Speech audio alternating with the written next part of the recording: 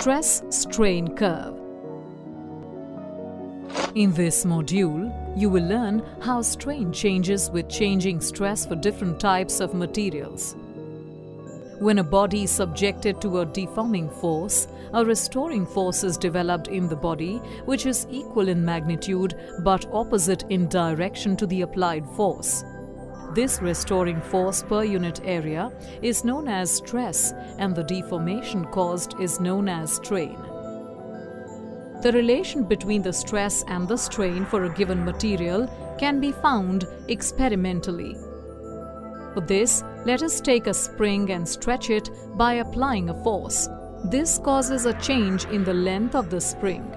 Now change the force applied and again note the change in length of the spring. Record the fractional change in length, that is, the strain, for the different values of force. Plot the graph between the stress equal to the applied force per unit area and the strain produced. The curve so obtained helps us to understand how a given material deforms with increasing loads of force. From the graph, we can see that in the region between O to A, the curve is linear.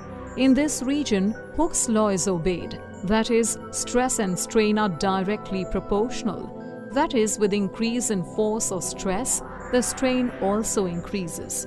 The body regains its original dimensions when the applied force is removed. In this region, known as elastic region, the solid behaves as an elastic body.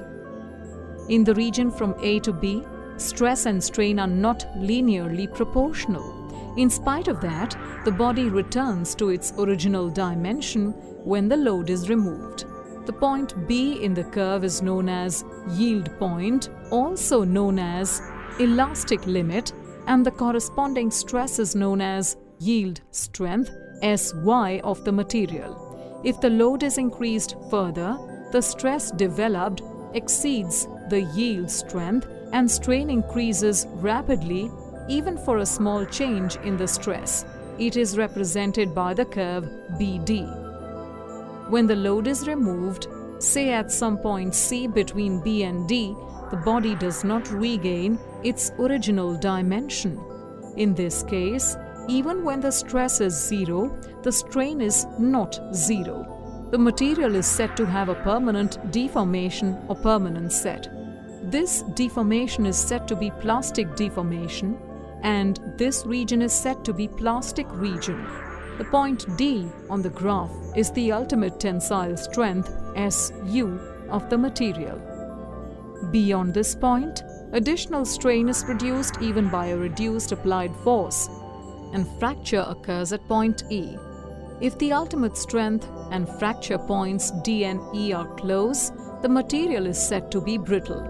Some examples of brittle substances are glass, slate, antimony, and bismuth. If the ultimate strength and fracture points D and E are far apart, the material is said to be ductile. For example, aluminium, copper, and steel. The stress-strain curve varies from material to material. This figure shows the stress-strain curve for the rubber. Although elastic region is very large, the material does not obey Hooke's law over most of the region, and there is no well-defined plastic region. Substances like rubber, which can be stretched to cause large strains, are called elastomers. Interestingly, the elastic tissue of aorta present in our heart is also an elastomer. Let's recap. The stress-strain curve varies from material to material. The stress-strain curve of a material has the following regions. Elastic region, where the body regains its original dimensions when the applied force is removed. Plastic region, where on applying force, the body undergoes a permanent deformation.